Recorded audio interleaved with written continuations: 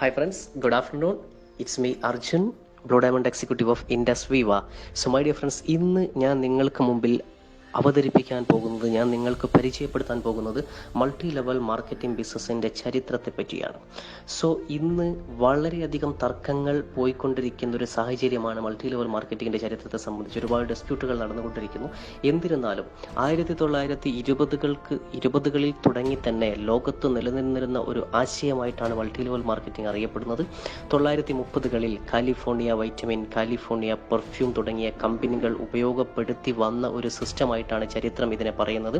1940കളിൽ രണ്ടാം ലോക മഹായുദ്ധം നടക്കുന്ന ഒരു സാഹചര്യത്തിൽ, നമ്മളെല്ലാം ചരിത്രം പഠിച്ച ആളാണ്, നമ്മൾക്കറിയാം, അന്ന് കരിഞ്ചന്ത, പൂഴ്ത്തിവെപ്പ് എല്ലാം നിലനിന്നിരുന്ന ഒരു സാഹചര്യത്തിൽ അമേരിക്കയിൽ അമേരിക്കൻ റിസർച്ച് ഇൻസ്റ്റിറ്റ്യൂഷൻ ആ കരിഞ്ചന്തയും പൂഴ്ത്തിവെപ്പും തടയുന്നതിന് വേണ്ടിയിട്ട് കാലിഫോർണിയ വൈറ്റമിനും പെർഫ്യൂമും എല്ലാം ഉപയോഗിച്ചുകൊണ്ടിരുന്ന ആ ആശയത്തെ, ഡയറക്ട് സെല്ലിംഗ് എന്ന് പറയുന്ന ആശയത്തെ കടമെടുത്തു.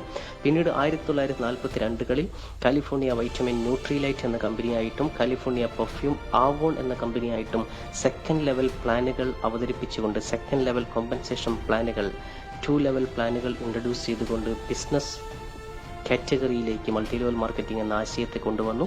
പിന്നീട് പിൽക്കാലത്ത് 1959 ഒരു നവംബർ മാസം 9 തേർഡ് ലെവൽ പ്ലാനുകൾ ഇൻട്രൊഡ്യൂസ് ചെയ്തുകൊണ്ട് ആംവേ ലോകത്ത് ബിസിനസ് തുടങ്ങി. വർഷങ്ങൾക്ക് ശേഷം, 20 വർഷങ്ങൾക്ക് ശേഷം 1979 അമേരിക്കയിൽ American federal trade commission multi level മാർക്കറ്റിങ്ങിനെ നിയമപ്രകാരം അംഗീകരിച്ചു.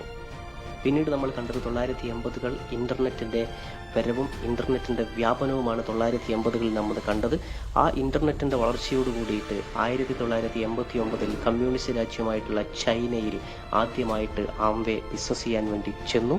ഒരു വർഷം ആംവേ അവിടെ ബിസിനസ് തുടങ്ങിയ സമയം തന്നെ കമ്മ്യൂണിസ്റ്റ് ആശയങ്ങൾക്ക് മൾട്ടി ലെവൽ മാർക്കറ്റിംഗ് വളരെ വിരുദ്ധമാണ്, വളരെ എതിരാണെന്നുള്ളൊരു പ്രചാരണം വരികയും ആംവേയെ ചൈനയിൽ നിന്ന് 1990 തിരിച്ചയക്കുകയും ചെയ്തു. പിൽക്കാലത്ത് ചൈന ഏറ്റവും വലിയ സാമ്പത്തിക പ്രതിസന്ധികളിലൂടെ മുന്നോട്ട് പോയ സമയത്ത് ചൈനയിലെ കമ്മ്യൂണിസ്റ്റ് സർക്കാർ മൾട്ടി ലെവൽ മാർക്കറ്റിംഗിൻ്റെ യഥാർത്ഥ വശത്തെപ്പറ്റി പഠിച്ചു മനസ്സിലാക്കുകയും ഏത് ആംവേ കമ്പനിയെ ചൈനയിൽ നിന്ന് ആട്ടിയോടിച്ചോ അതേ ആംവേയെ തിരിച്ച് ചൈനയിൽ കൊണ്ടുവന്നതും ചൈനയിലെ ഗവൺമെന്റ് മൾട്ടി ലെവൽ മാർക്കറ്റിംഗ് കമ്പനികൾ തുടങ്ങിയതും ഇന്ന് ലോകത്ത് ഏറ്റവും കൂടുതൽ ടേൺ ഓവർ ഉണ്ടാക്കുന്ന ഒരു രാജ്യമായി ചൈന എന്ന് പറയുന്ന കമ്മ്യൂണിസ്റ്റ് രാജ്യം മാറിയതുമെല്ലാം ചരിത്രത്തിന്റെ ഭാഗം. ഇതേ കാലഘട്ടത്തിൽ മുസ്ലിം രാജ്യമായിട്ടുള്ള മലേഷ്യയിൽ മൾട്ടി ലെവൽ മാർക്കറ്റിംഗ് ബിസിനസ് തുടങ്ങുന്നത് 1995 മലേഷ്യയുടെ ചരിത്രം നമ്മൾ പരിശോധിച്ച് നോക്കിക്കഴിഞ്ഞാൽ ഇന്ന് മൾട്ടി ലെവൽ മാർക്കറ്റിങ്ങിന് ഒരു മിനിസ്റ്ററും മൾട്ടി ലെവൽ മാർക്കറ്റിങ്ങിന് തനി ബഡ്ജറ്റുമുള്ളൊരു രാജ്യമാണ് മലേഷ്യ, സിംഗപ്പൂർ പോലുള്ള മുസ്ലിം രാജ്യങ്ങൾ. ഇന്ത്യയുടെ ചരിത്രം നമ്മൾ മനസ്സിലാക്കുകയാണെങ്കിൽ 1991 അന്നത്തെ ധനകാര്യ വകുപ്പ് മന്ത്രിയും പിൽക്കാലത്ത് ഇന്ത്യൻ പ്രധാനമന്ത്രിയുമായിരുന്ന മൻമോഹൻ സിംഗ് ഒപ്പുവെച്ച ഒരു കരാർ, LPG കരാർ, ലിബറലൈസേഷൻ, പ്രൈവറ്റൈസേഷൻ, ഗ്ലോബലൈസേഷൻ കരാർ. ആ കരാറിന്റെ അടിസ്ഥാനത്തിൽ ആ കരാറിൽ ഒപ്പുവെച്ച എല്ലാ രാജ്യങ്ങളിലും ഇന്ത്യക്ക് പോയി ബിസിനസ് ചെയ്യാം, ഇന്ത്യൻ കമ്പനികൾക്ക് പോയി ബിസിനസ് ചെയ്യാം. ആ കരാറിൽ ഒപ്പുവെച്ച രാജ്യങ്ങളിലെ ഏത് കമ്പനികൾക്കും ഇന്ത്യയിലും വന്ന് ബിസിനസ് ചെയ്യാം എന്നതിന്റെ അടിസ്ഥാനത്തിൽ 1995 ആദ്യമായിട്ടൊരു മൾട്ടി ലെവൽ മാർക്കറ്റിംഗ് കമ്പനി, പേര് ഒറിഫ്ലെയിം, സ്വീഡിഷ് കമ്പനി, ഇന്ത്യയിൽ ബിസിനസ് തുടങ്ങി. പിന്നീട് 1996 സെപ്റ്റംബർ 10 ഒരു ഇന്ത്യൻ കമ്പനി, ക്വാണ്ടം ഇന്റർനാഷണൽ എന്ന് പറയുന്ന ഇന്ത്യൻ കമ്പനി, ഇന്ത്യയിൽ മൾട്ടി ലെവൽ മാർക്കറ്റിംഗ് ബിസിനസ് തുടങ്ങി. 6 വർഷങ്ങൾക്ക് ശേഷം മൾട്ടി ലെവൽ മാർക്കറ്റിംഗ് സംബന്ധമായ ആളുകൾക്കും പൊതുജനങ്ങൾക്കും ഒരുപാട് കൺഫ്യൂഷൻസ് നിലനിന്നൊരു സാഹചര്യത്തിൽ 2002 ഡിസംബർ 20 ഇന്ത്യൻ പാർലമെന്റിൽ അന്നത്തെ ഇന്ത്യയുടെ സിവിൽ സപ്ലൈ മിനിസ്റ്ററായിരുന്ന doctor S Srinivasa Prasad multi level marketing എന്ന് പറയുന്ന ബിസിനസ് ഒരു ലീഗൽ എത്തിക്കൽ മോഡലാണെന്നും ഈ ബിസിനസ് ഇന്ത്യയിൽ നിയമപ്രകാരം നടത്താൻ സാധിക്കുന്നതാണെന്നും 2002 ഡിസംബർ 20 ഇന്ത്യൻ പാർലമെന്റിന്റെ അംഗീകാരം ഈ ഇൻഡസ്ട്രി നേടിയെടുത്തു. പിന്നീട് വർഷങ്ങൾക്ക് ശേഷം 2008 അന്നത്തെ ധനകാര്യ വകുപ്പ് മന്ത്രിയായിരുന്ന P Chidambaram multi level marketing business ചെയ്യുന്ന ആളുകൾക്ക് പാൻ കാർഡ് നിർബന്ധമാക്കി. പിന്നീട് 2009, 10, 11, 12 വർഷങ്ങൾ ഏറ്റവും കൂടുതൽ ഇന്ത്യ മഹാരാജ്യത്ത് മൾട്ടി ലെവൽ മാർക്കറ്റിങ്ങിന് മോശം പേര് വന്ന് ചേർന്ന കാലഘട്ടമായിരുന്നു. മൾട്ടി ലെവൽ മാർക്കറ്റിങ്ങും മണി ചെയിനും ഏത് നല്ലത് ഏത് മോശമെന്ന് പൊതുജനത്തിനും അതേ സമയത്ത് ഗവൺമെന്റിനും തന്നെ മനസ്സിലാക്കാൻ പറ്റാതെ വന്നൊരു സാഹചര്യത്തിൽ 2015 മാർച്ച് മാസം 13 കേരള ഫൈനാൻസ് ബില്ലിൽ മൾട്ടി ലെവൽ മാർക്കറ്റിങ്ങിനെ കുറിച്ച് പരാമർശമുണ്ടായി. അതേ വർഷം 2015 ജൂലൈ മാസം 29 ഒരു എക്സ്ട്രാ ഓർഡിനറി ഗസറ്റ് പബ്ലിഷ് ചെയ്തുകൊണ്ട് കേരള വാല്യൂ ആഡഡ് ടാക്സിന്റെ പരിധിയിലേക്ക് മൾട്ടി ലെവൽ മാർക്കറ്റിങ്ങിനെ ഉൾപ്പെടുത്തിക്കൊണ്ട് ഈ ബിസിനസ്സിന് നിയമപരമായിട്ടുള്ള ഏറ്റവും വലിയ സാധ്യത കേരള ഗവൺമെന്റ് കൽപ്പിച്ചു നൽകി. പിന്നീട് 2015 നവംബർ മാസം 11 കൊമേഴ്ഷ്യൽ ടാക്സ് ഡിപ്പാർട്ട്മെന്റ് ഒരു സർക്കുലർ ഇറക്കുകയും ആ സർക്കുലറിന്റെ അടിസ്ഥാനത്തിൽ ഇന്ത്യയിൽ പ്രവർത്തിക്കുന്ന എല്ലാ കമ്പനികളും കേരള വാല്യൂ ആഡഡ് ടാക്സിന്റെ പുതിയ രജിസ്ട്രേഷൻ വാങ്ങണമെന്ന നിയമം ഇറക്കി.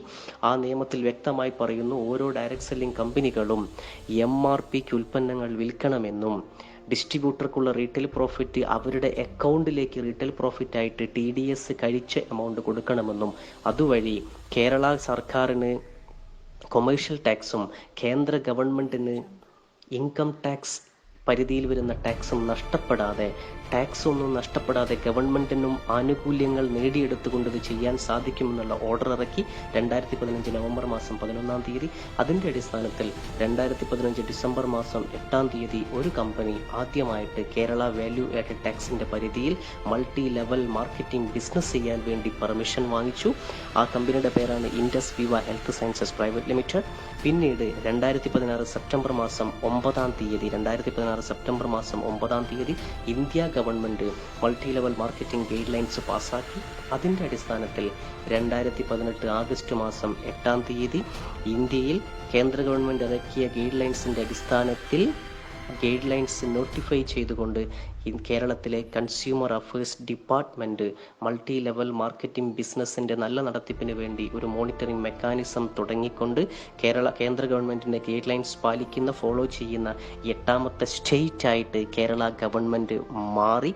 കേരളത്തിന്റെ മുഖ്യമന്ത്രി, കേരള കൺസ്യൂമർ അഫയേഴ്സ് മിനിസ്റ്റർ മന്ത്രി തിലോത്തമൻ സാറിന്റെ സാന്നിധ്യത്തിൽ കേരള മോണിറ്ററിംഗ് മെക്കാനിസത്തിന് അനുമതി നൽകിക്കൊണ്ടുള്ള പ്രഖ്യാപനം വന്നു 2018 ആഗസ്റ്റ് മാസം 8 ഇതാണ് മൈ ഡിയർ ഫ്രണ്ട്സ്, ലോകത്തിലും ഇന്ത്യയിലും കേരളത്തിലും മൾട്ടി ലെവൽ മാർക്കറ്റിംഗിന്റെ ചരിത്രം.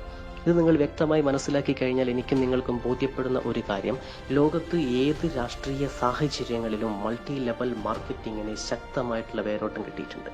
അമേരിക്ക പോലുള്ള മുതലാളിത്ത രാജ്യങ്ങളാവട്ടെ, ചൈന പോലുള്ള കമ്മ്യൂണിസ്റ്റ് രാജ്യങ്ങളാവട്ടെ, നിയമത്തിന് മാത്രമല്ല ധാർമ്മികതയ്ക്ക് പ്രാധാന്യം കൽപ്പിക്കുന്ന മുസ്ലിം രാഷ്ട്രങ്ങളാവട്ടെ, എല്ലായിടത്തിലും ആ രാജ്യങ്ങളിൽ അവർക്ക് സാമ്പത്തിക പ്രശ്നങ്ങളും പരാധീനതകളും വന്നപ്പം അത് ഓവർകം ചെയ്യാനുള്ളൊരു സൊല്യൂഷനായിട്ട് അവർ മൾട്ടി ലെവൽ മാർക്കറ്റിങ്ങിനെ ഉപയോഗപ്പെടുത്തിയപ്പം ഇന്ന് ലോകത്തിൻ്റെ നെറുകയിലേക്ക് അവരുടെ സാമ്പത്തിക മേഖലയെ എത്തിക്കാൻ അവർക്ക് സാധിച്ചത് മൾട്ടി ലെവൽ മാർക്കറ്റിംഗ് എന്ന ഈ ആശയത്തിലൂടെയാണ്. സോ ഈ ആശയത്തിൻ്റെ ചരിത്രം ബോധ്യപ്പെടുന്ന ഏതൊരാൾക്കും, ഇന്ത്യയിലെ വളർച്ച ബോധ്യപ്പെടുന്ന ഏതൊരാളിനും ഈ ആശയത്തിൻ്റെ മറപറ്റി നിന്നാൽ, ഈ ആശയത്തിൻ്റെ പിന്തുടർച്ചക്കാരനായി നിന്നാൽ ജീവിതത്തിൽ ഒരുപാട് മാറ്റങ്ങൾ ഉണ്ടാക്കിയെടുക്കാൻ സാധിക്കും. ഒരു ചരിത്രബോധം, നമ്മൾ നിൽക്കുന്ന മേഖലയെ പറ്റിയുള്ള ചരിത്രബോധമാണ് നമ്മൾക്ക് കോൺഫിഡൻസ് ഉണ്ടാക്കി തരുന്നത്. സോ വ്യക്തമായിട്ട് നിങ്ങൾ ഇതിൻ്റെ ചരിത്രത്തെ പഠിച്ചു മനസ്സിലാക്കും തോറും നിങ്ങൾക്ക് ഈ ഇൻഡസ്ട്രി സംബന്ധമായിട്ടുള്ള നോളജ്, കോൺഫിഡൻസ് എല്ലാം അടുത്ത ലെവലിലേക്ക് എത്തിക്കാൻ സാധിക്കും. So I wish you success. Thank you.